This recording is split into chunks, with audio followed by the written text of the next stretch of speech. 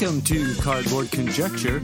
We're a podcast about board games where we have opinions and conclusions formed on the basis of incomplete information. This episode of Cardboard Conjecture is brought to you by these great Saskatoon businesses: Amazing Stories Comics on 8th Street, Dragon's Den Games on 8th Street, and Breakout Escape Rooms on Faithful Avenue.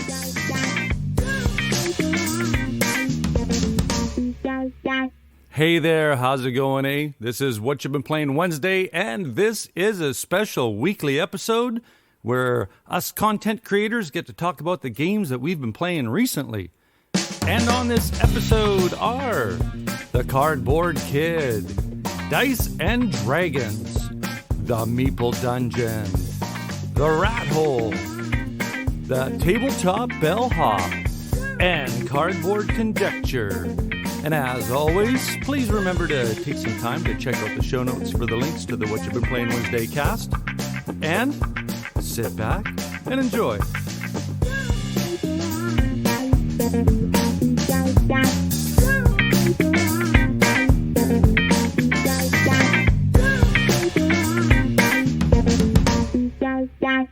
I'm the Cardboard Kid, and I'm back, not just here on What You've Been Playing Wednesday, but on my YouTube channel, where I have over 300 reviews, plus dozens of interviews and features. I do a mix of all ages games, such as Yummy Yummy Monster Tummy, which went up this past Friday, to heavy games like Trismegistus, The Ultimate Formula.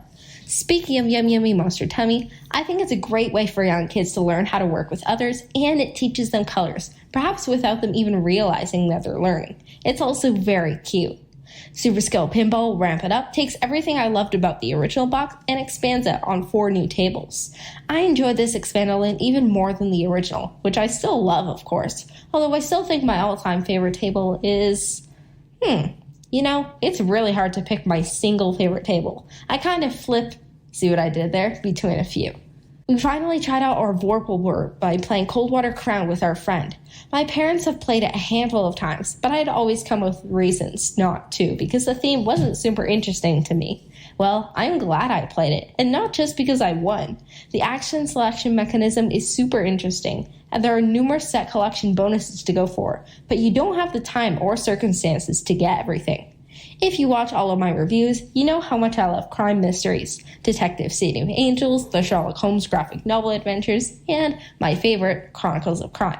Well, the designer of an amazing noir expansion has a new series out, Crime Zoom. It's a crime-solving mystery in a deck of cards, but you don't destroy components like in many other escape room in a box games.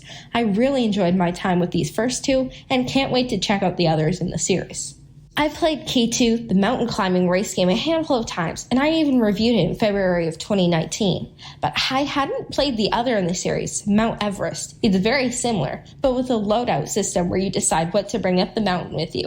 Oxygen tanks, tents, or tourists. You score depending on how high you guided those tourists, but try not to let them die, okay? Let's see, what else did I play? Oh, the new Netrunner starter bundle from Project Nice. It's so good. My review for that is going live soon.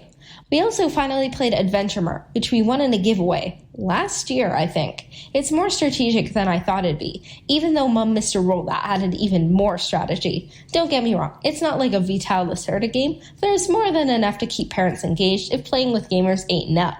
That's about all for now. If you want to see photos and updates on what I'm playing, follow me on Twitter at cardboard_kid. For video reviews, check out my YouTube channel, The Cardboard Kid. Please stay safe. Happy gaming!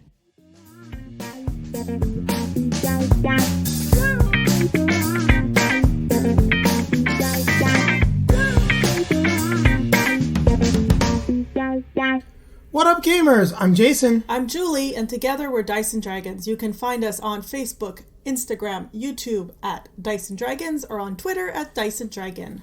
And what is it today, Julie? It's What You've Been Playing Wednesdays! So what have we been playing? We've been playing Goonies. Yes, Goonies Coded Chronicles Escape with One-Eyed Willie's Rich Stuff. Now, this is published by the Op Games and is a review copy, so thanks to them for sending it to us.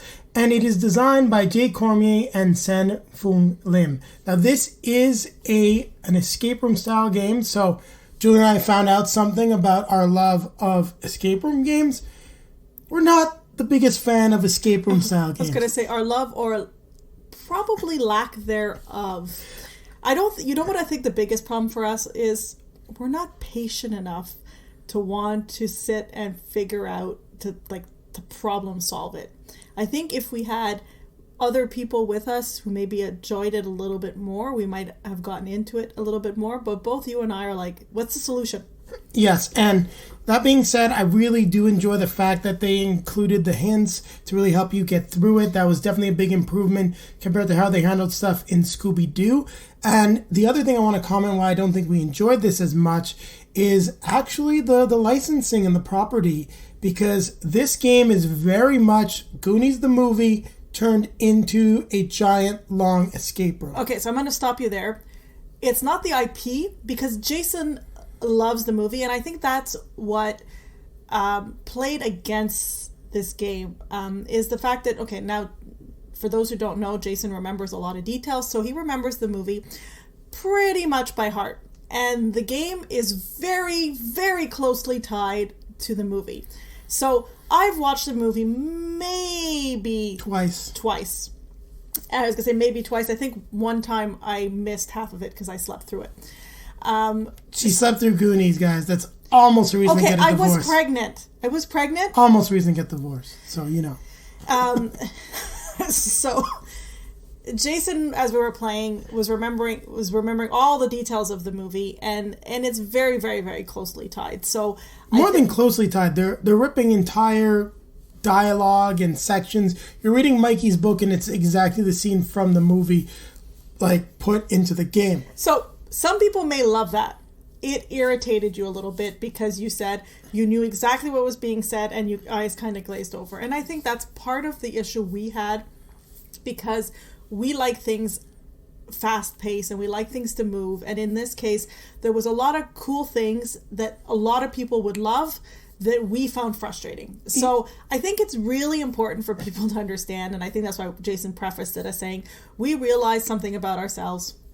We don't like escape room games. And the thing I'm going to say about this as well is the two of us played alone together. I think this game, more so than Scooby-Doo, that we also played that was similar to this, more so relies or requires...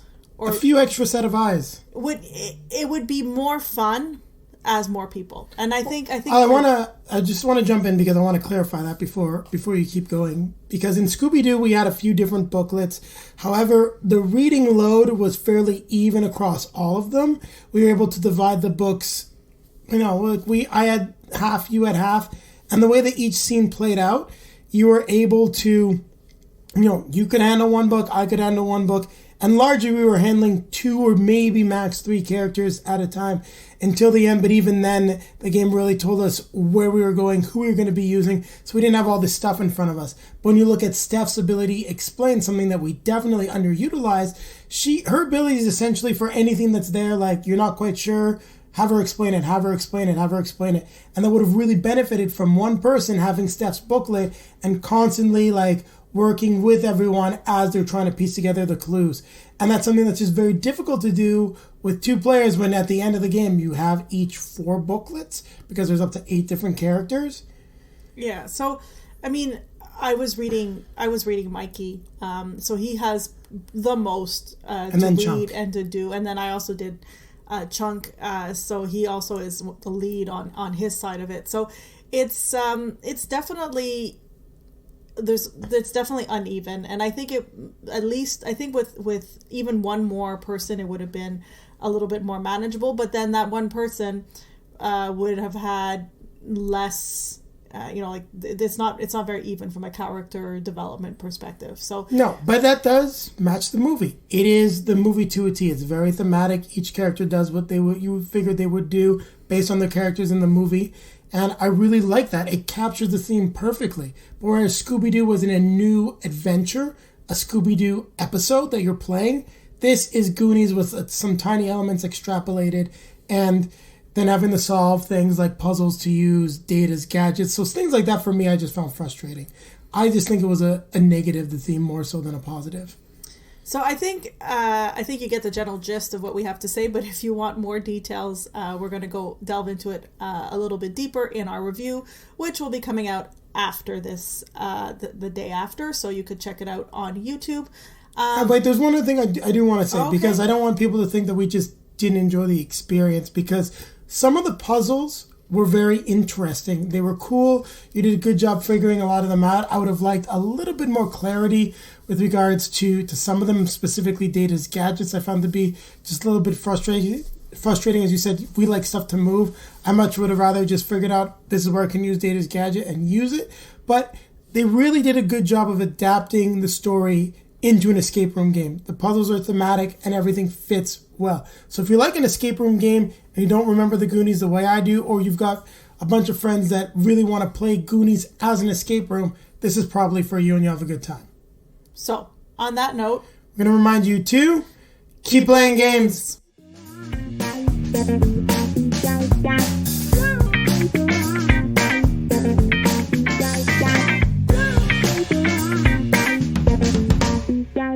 Hello everybody, it's Rob and Anna-Marie from the Meeple Dungeon. Hello. And we're back again recording for the What You Been Playing Wednesdays podcast. We have one game to talk about this week. What game is that, Anna-Marie? That game is Onitama, designed by Shinpei Sato and art by Mariusz Schmert and published by Arcane Wonders. Yeah, Onitama. We just got this. This game came out in 2015. Yes. So it is 7 years old at this point. And yeah, we heard about it for a long time. That it was great. Like, not just heard about it, but like heard that it was people fantastic. say it was amazing. Yeah. Like one of the best two-player games out there. And so we finally got it here around Christmas time. And yeah, we decided to play it. I would say we got it at Christmas time. Actually, yeah, at Christmas. Yeah, so you got it at Christmas time. Right. So we got it, and we got one expansion for it called Sensei's Path, but we haven't played that yet. That's just additional cards, yes, as I believe. But yeah, Onitama, two-player game, and it's kind of a skirmish, chess-style skirmish, I would call it, where you have 5 pieces each.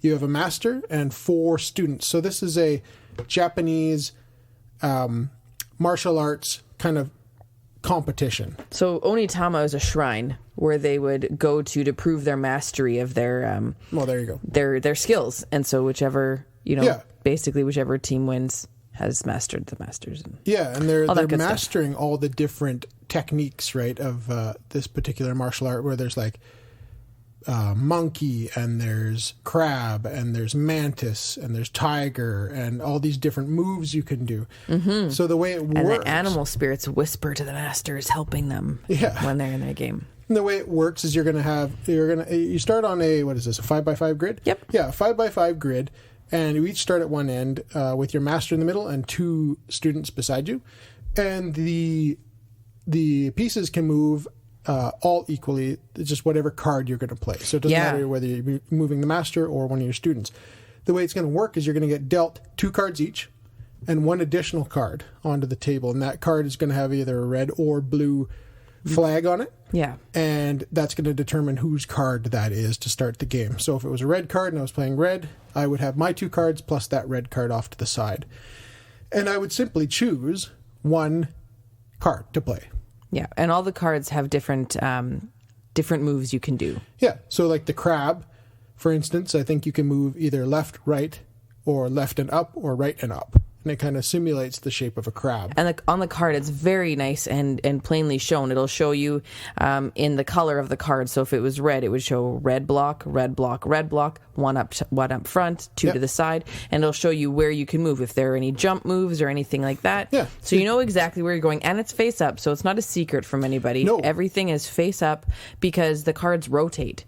They do. So what'll happen is if I play that 1 card and I move my character to whatever place on that particular move I can do, like the crab, then I would take that card, the crab card, and I would take it over to the left-hand side of my left-hand side, your right-hand side, flip it around so you can see it on your right. And I know that move is coming into my hand after I make my next move. Yeah, because what I would do then is fill my empty spot now with that card that was reserved at the beginning of the game, whether it's the dragon or whatever is put to the side. And now I have the card I had one of the 2 cards I had prior plus that new one, and now you have my basic your 2 2 basic cards, and you know that the crab card is coming to you exactly. next. So then I'll play, let's say, the horse. I'll do the move for the horse, then I'll take my horse card, put it to my left, flip it around so you know it's coming to you, and then I take the crab. And so your hand is ever changing depending on what your opponent has played. You know that's coming up for you, and so it's nice because everybody knows what's happening, but it's still thinky. It's very thinky. You only ever have these 5 cards per game. Yeah. And there's a big stack of cards, a whole bunch of different moves, but you're only playing with 5 cards in any given game. So a lot of variability because you shuffle them up and then you have 5 different cards and it's a different game it's really all the time. Cool that way. And in order to win, there's just 2 ways you can win. You can either eliminate the opponent's master, yes, or get your master across the board over onto their bridge, and I think it's called the stream or something. Because that's the way of the stream. You win by getting there, or the way of the stone is by defeating the master in the martial arts. Yes, and it's really cool. It's super simple but super thinky and very chess-like, but also more Duke-like. Yeah, we were actually saying like this is very similar to the Duke, which is one of our favorite 2-player games. It's so good.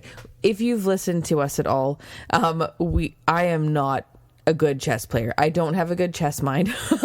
I can't think. You beat me 2 out of 3 games of Onitama. So. Yeah, but that's what I'm saying is that like if we were playing chess, you would beat me every time, like without question. I can't. I just know it well. Yeah, and it's more involved than this. I don't. Yeah. I never played it as a kid, and I never. I just don't. I can't think that far ahead that way. Yeah, but with the Duke, it's another chess-like game, but you're pulling tiles from a bag, and they're double-sided tiles. So I've got I can do this, and I move that, but then I have to flip the tile over and have different options, and the tiles are actually on the board like on pieces. I know we're not talking about the Duke, but it was just very reminiscent of it, and so we were looking up, and the Duke actually came first, so I can see how they borrowed a lot of stuff.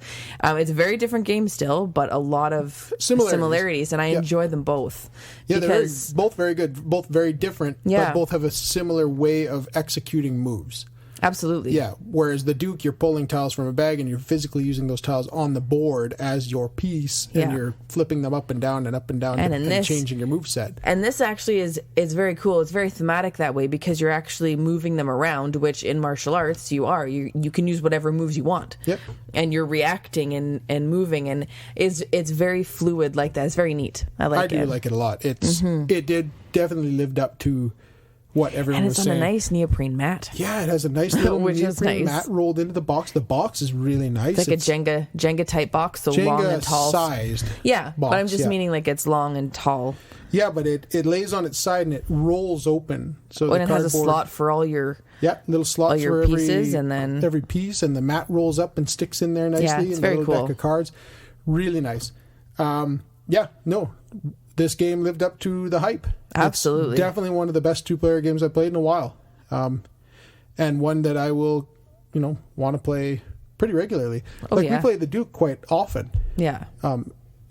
All things considered. I mean, we play a lot of stuff. Yeah. So, but in general speak, we do play the Duke quite often. But I think this one will join the Duke in I quite like it. The rotation of 2-player games. This and Targi and the Duke and so forth. But Onitama, really, really good from Arcane Wonders. Yeah. So we got to run.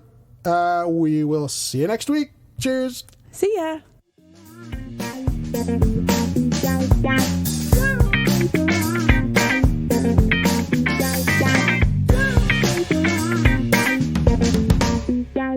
What's up, Internet? My name is Paparazzo Dave Chapman. I'm the lead reviewer for the rathole.ca, a co-host on The Legend of the Traveling TARDIS, and I'm super excited to be back on Whatcha Been Playing Wednesday. I recently had a great day of semi-nostalgic gaming, starting the day off with Wiz War. I think we were playing the 8th edition from Fantasy Flight, but I wouldn't swear to that, because Wiz War was first released in 1983 by designer Tom Jolly, and there's even right now being a 9th edition being developed by Steve Jackson Games. Playing this game, I can completely understand why it has survived over the decades. It's a near-perfect blend of strategy and player-induced chaos as 2 to 4 wizards face off in what is probably best described as magical capture the flag on a table. Next, we played Vampire the Masquerade Rivals. This is a multiplayer, non-collectible, expandable card game, also known as a whatever trademarkable term any given company can use for this card game. Anyways, way back in 1991, Vampire the Masquerade became the very first in a very successful line of role-playing games, collectively known as the World of Darkness. In 1994, Richard Garfield and Wizards of the Coast released what would then be the third ever collectible card game, Jihad, which was soon rebranded as Vampire the Eternal Struggle, also based in that World of Darkness. I wasn't really a regular player of the game, but I do have a lot of fond memories of playing it, and a lot of really vivid memories of how annoyed local players were at how visually incompatible that rebrand kind of worked out. You have to remember, this was a time when opaque card sleeves just weren't really a thing. Now, not unlike Wiz War, the story of that game is really long and not really the point of this, beyond giving you some context. Last year, Renegade Game Studios took over as publishing partner on the World Darkness products, which leads us into Vampire the Masquerade Rivals. Rivals is sort of a reimagining of the Eternal Struggle, and it's a ton of fun. Players build their own individual decks, which are then enhanced through a battle-based deck building during gameplay. Again, the starter box and expansions aren't randomized, but there is still a decent amount of flex in there for players to develop their own flavor and strategies. I don't own any of this game, so I just chose a couple of characters and was basically handed a very generalized deck thrown together quickly by a friend. What I learned from that is that this game is great, and I could play the heck out of it in the right circumstances. Borrowing cards wasn't the ideal circumstances. I still love this game. I still want to try playing it again, but I'd really rather have the time to properly tune my own deck. The last game we played was Martian Chess from Looney Labs. I recently had gotten my copy back from one of my writers over at therathole.ca who was doing this month's Looney Saturday review. So you can go over to our website, check that out. The current version is part of the Pyramid Quartet set of individually packaged games, or it is still included as part of the much larger Pyramid Arcade game box. Since we're talking a little bit about history, Martian Chess was one of the first Pyramid games released back in 1999 from the newly minted Looney Labs. And it hasn't really changed that much since then. Beyond some naming conventions, Martian Chess doesn't really have anything to do with traditional chess. The most important and the hardest thing to remember about this game is that you control every piece in your area of the board, regardless of where that piece started. As soon as you have moved a piece out of your area, it's no longer yours to control. Okay. The main goal is to capture as many of your opponent's pieces and empty your area of the player board to end the game. The game begins with each area having an equal number of pieces. There are 3 small pyramids called pawns that are each worth 1 point when they're captured and can only move 1 space diagonally. 3 medium-sized pyramids called drones are worth 2 points and can move 1 or 2 spaces in a straight line, vertically or horizontally. And 3 large pyramids called queens that are worth 3 points and can move as many spaces as they desire in a straight line in any direction.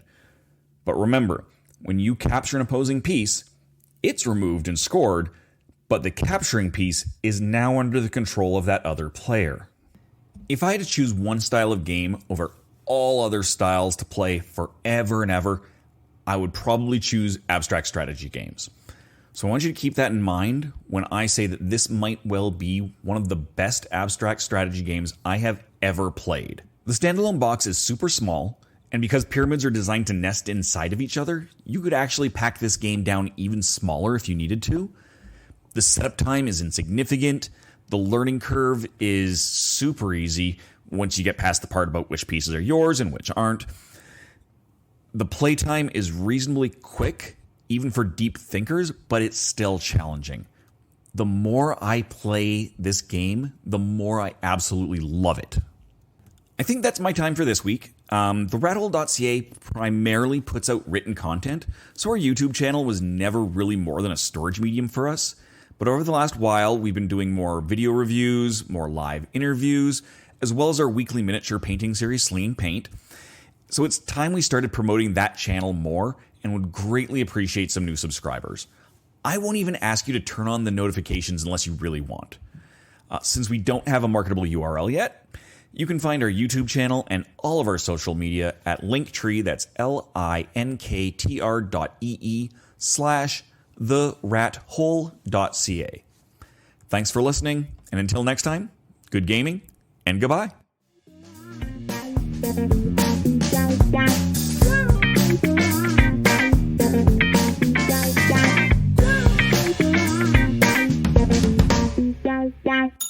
Hello and welcome to the Tabletop Bellhop segment of What You've Been Playing Wednesday. I am Moe T, Tabletop Bellhop, your cardboard concierge, answering your gaming and game night questions and striving to make everyone's gaming experience better. If you've got a gaming or game night question for me, send it to questions@tabletopbellhop.com.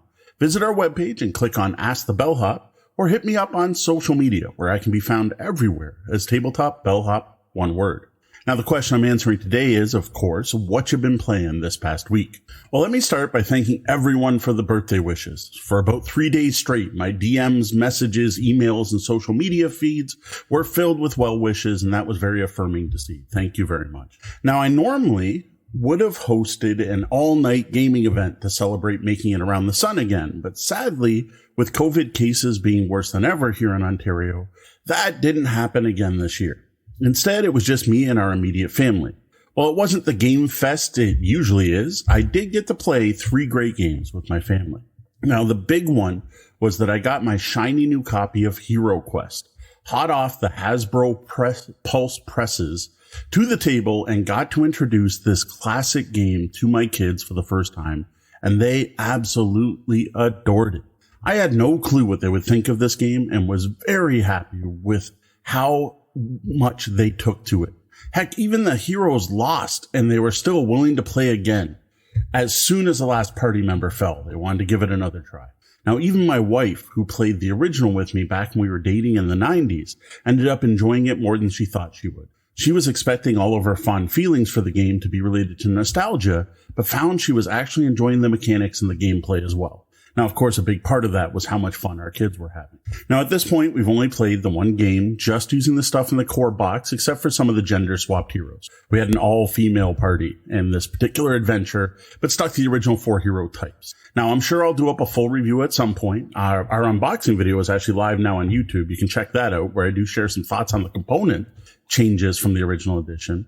But for now, what I will say, this is Hero Quest with a new coat of paint. It's the same game it always was, with all the good things that come along with that, and some of the bad.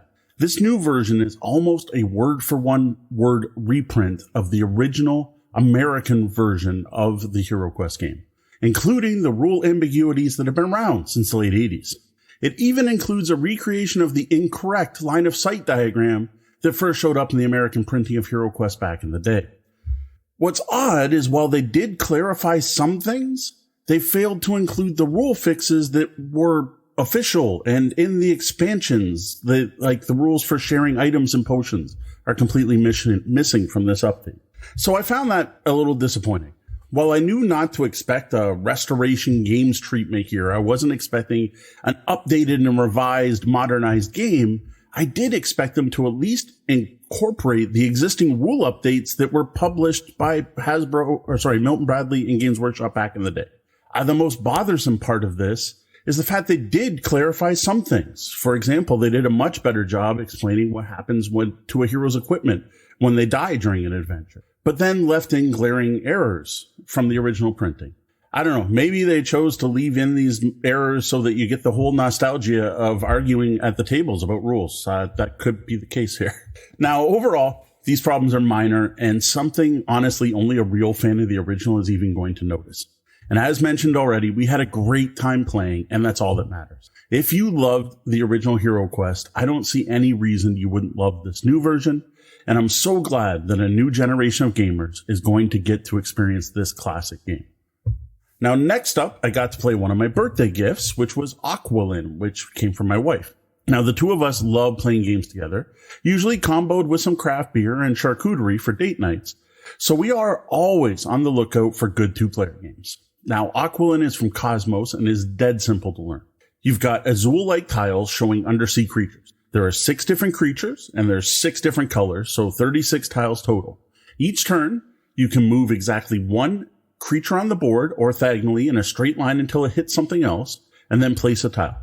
You go back and forth doing this until the board's full.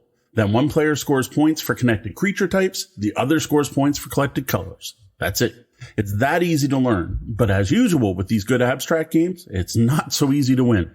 Now, the component quality here is great, and there's more depth than you would expect from such simple rules. This is one of those games that is going to be fantastic for bringing out to a coffee shop or bar once it's safe to poke our heads out again. Now, the final game I got played for my birthday weekend was one of my Christmas gifts that I've been looking forward to finally trying for a couple years now, and that is Underwater Cities from Rio Grande Games.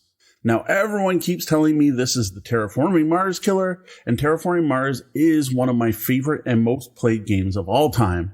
And I'll say straight up, sorry, no, this does not kill Terraforming Mars. At least not for me. Honestly, I didn't even find the games all that similar, except for the embarrassing fact that both my wife and I tended to forget cards that were in play and kept having to say things like, oh, shoot, remember 2 turns ago when I built this city, I should have got a kelp.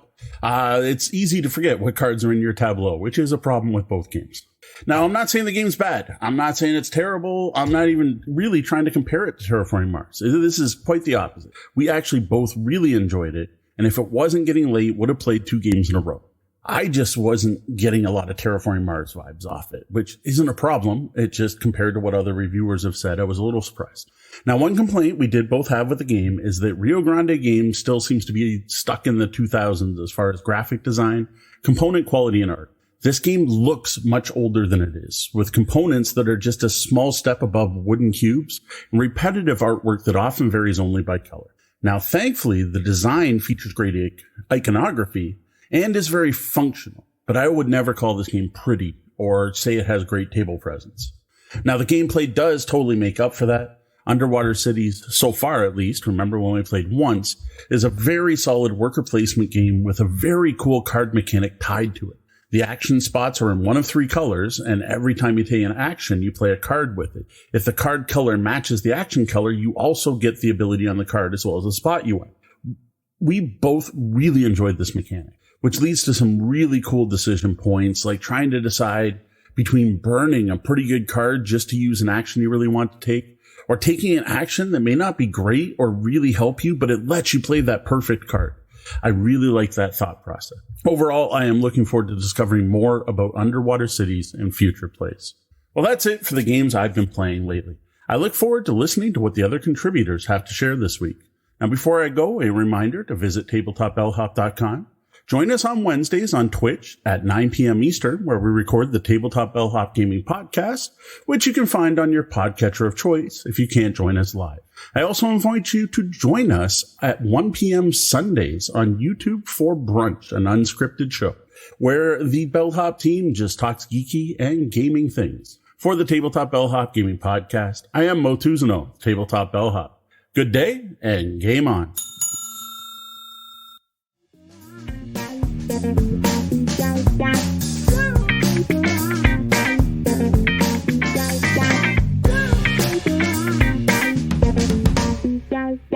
Hey there, everybody. This is Norm from the Cardboard Conjecture podcast and Bridge City Board Gamers here in Saskatoon.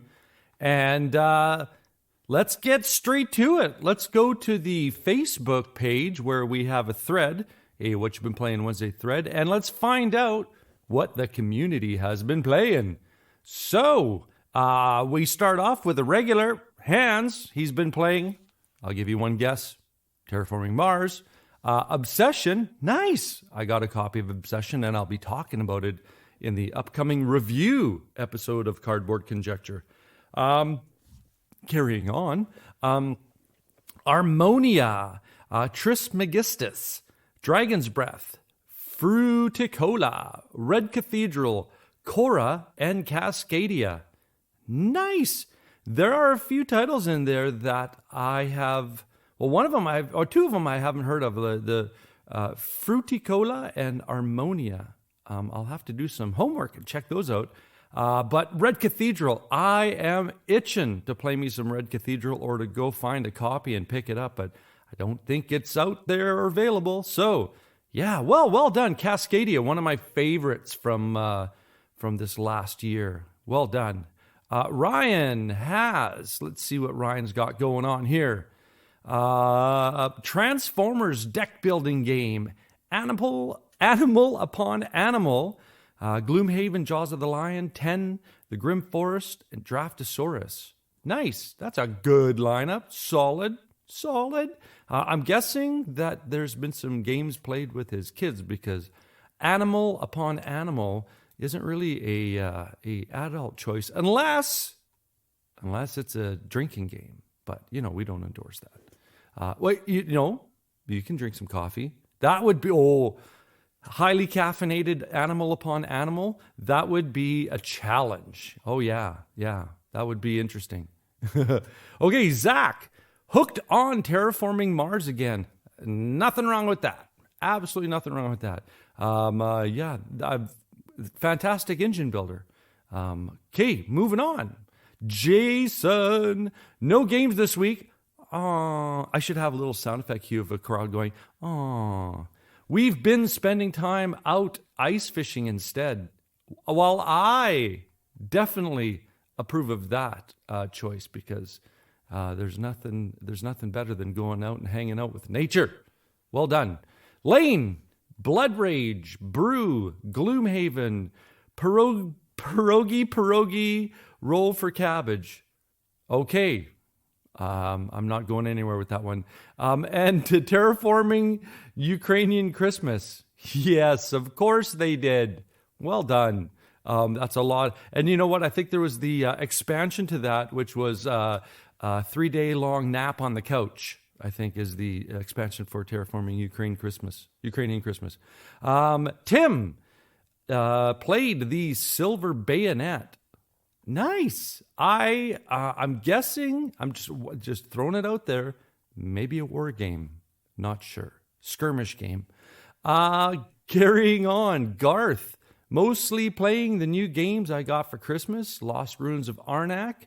I'll be coming to that one. The Solo, I got to try that one out. And 4-player.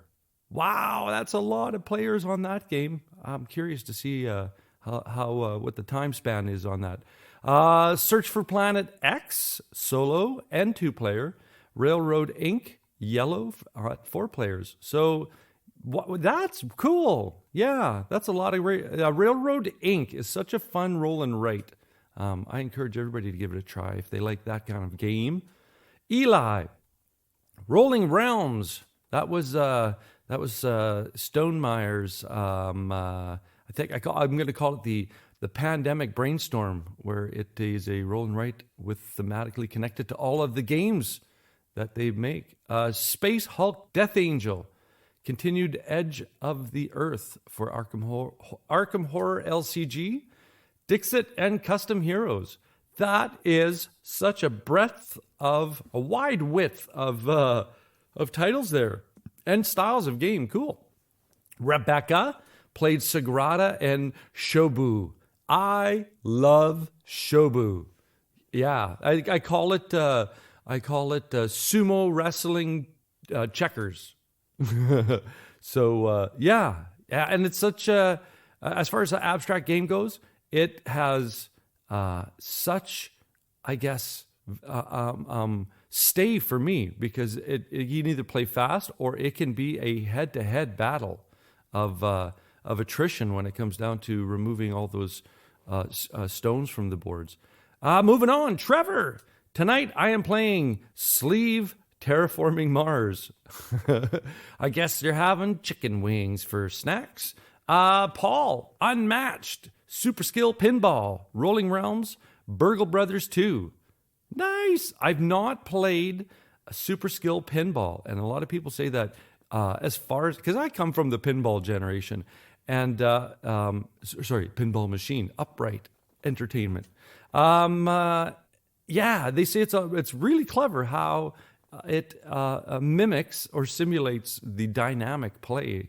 But for me, I got to be able to like tilt. For some reason, I got to be able to tilt that rolling rate, because if it's not, then I'm not properly playing pinball. So cool. Well, that's what the community had to offer up in regards to the games that they've been recently playing. Well, I'd like to take a moment to talk about the couple games that I've been playing recently, and I had the opportunity recently to play with Chris from Mozart Games. We met online on Board Game Arena and played some Lost Ruins of Arnak, and that's designed by Elwin and Min, and published by Czech Games Edition. And I'm going to read the little bumper in the beginning just to set up what's going on here. So, on an inhabited island in uncharted seas, explorers have found traces of a great civilization. Now you will lead an expedition to explore the island, find lost artifacts, and face fearsome guardians, all in a quest to learn the island's secrets. This is an awesome game. For me to just summarize what's going on, it's Indiana Jones, the worker placement card game, the worker placement card drafting game. And that was basically when this came out. There were two titles that came out in the same year with the same hype behind it. And one was Dune Imperium and the other was Lost Ruins of Arnak. And the hype behind it was, now again, I haven't done my homework, but I'm just going to repeat what's been, on the media waves, that this is the first kind of blending or hybrid of a draft, card drafting, deck building game, and a worker placement.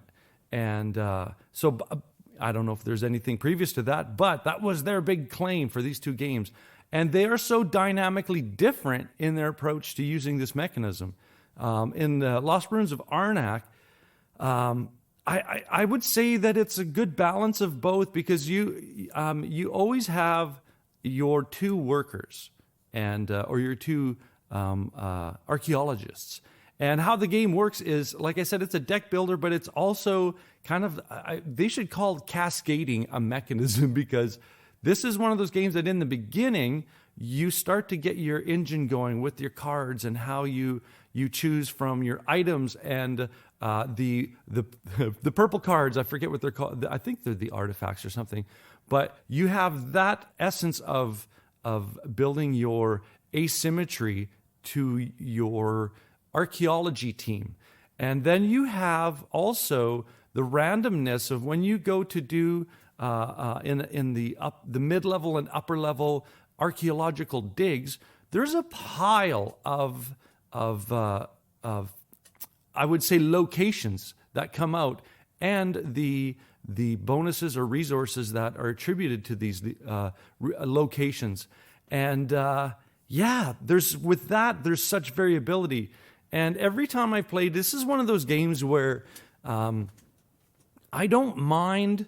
I have so much fun playing the game that I don't mind, not being first place, because for me, it's basically a challenge for myself to, did I see enough opportunity on the board? Did I, execute a good plan? And if so, great. I ended up with a great score. If my opponents did a better job, well, kudos to them. And what can I learn from how they interpreted the information on the board? So, I enjoy every time I play this game. I enjoy it. Now, I think the Czech Games website has a solo mode and campaign that you can play through. So I've yet to do that. I have to find the time to do that. But that's one I want to get my brain wrapped around is how to solo this thing. And of course, this would be an awesome campaign because it is flush with theme. So try this out on BGA and enjoy. This is a great title. I'd like to move on to another title that I played just recently, and that is Under Falling Skies, designed by Jayson Holt and Thomas Ulier, and published by, again, Czech Games Edition. Under Falling Skies, the easier. You know what? I want to do that little description read. Aliens have arrived to conquer Earth. Enemy ships fill the skies. Humanity retreats to underground bunkers located below cities across the globe. Stand against the common threat. Fight the invaders city by city. Build a team from around the globe to save your planet and defeat the aliens. For people of my generation, this is Space Invaders, the dice rolling placement game. It is awesome. And again, the backstory of this, I believe, again, it was one of those pandemic-inspired titles. I think we went straight to like a print and play, and had such had attracted such a good following that obviously someone picked it up. And in this case, Czech Games picked it up. And it is exactly the way I described it. It is Space Invaders, the dice rolling, dice placement game. And how this works is you have 5 dice, you have 5 columns, you have a mothership at the top, you have layers or levels as in Space Invaders, as they slowly progress down to the planet. And as they're coming down this grid of 5 columns to how many rows up, I'm not even going to count, several. Not enough, though, sometimes, because I've lost. Now, on the board itself, on the grid that the space ships come down in, there are action event markers on the board themselves. Some of them are if the spaceship is in that area and you select a fighting attack action, and according to the dice, pip number and to the explosion number, you can destroy some alien spaceships. Some of them will have direction arrows that if it lands, it moves left or right. Some of them have the ability to move the mothership down one level. Now, how that works is there's a 3-phase system where you roll your dice, you place your dice, you move the ships, you activate the rooms, and you move the mothership. Now, yeah, that sounds simple. It's not that simple. It's so not that simple.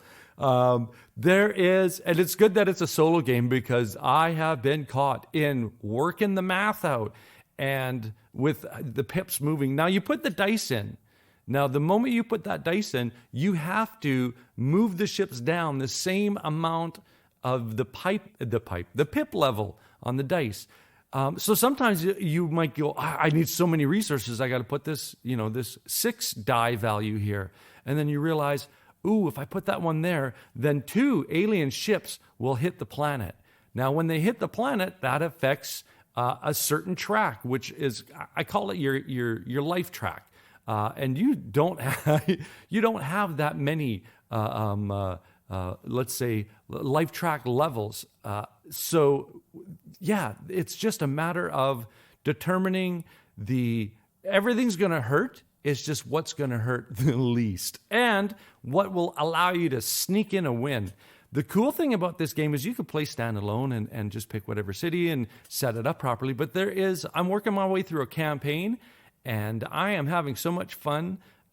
This game has generated, first of all, some cool nostalgia, but it is such a fun puzzle to try and solve every go. Compelling, and it says that it plays 20 to 40 minutes, and yeah, it's pretty accurate. So sometimes, if you're in a rush, you can push out a game in under that time, but you're not going to make optimal decisions. And if you are, then we have found Bobby Fischer. So there you go. I got to play 2 fantastic games, Lost Ruins of Arnak and Under Falling Skies. And thank you so much, because we are at that time where I appreciate the people that take the time to listen. Thank you. And the content creators that every week participate in such a cool, big shiny tunes. of cardboard joy. And, the Canadian folks out there will know what I'm talking about when I say big shiny tunes. I hope there's no licensing on that. Well, that being said, keep your stick on the ice and take care out there, eh?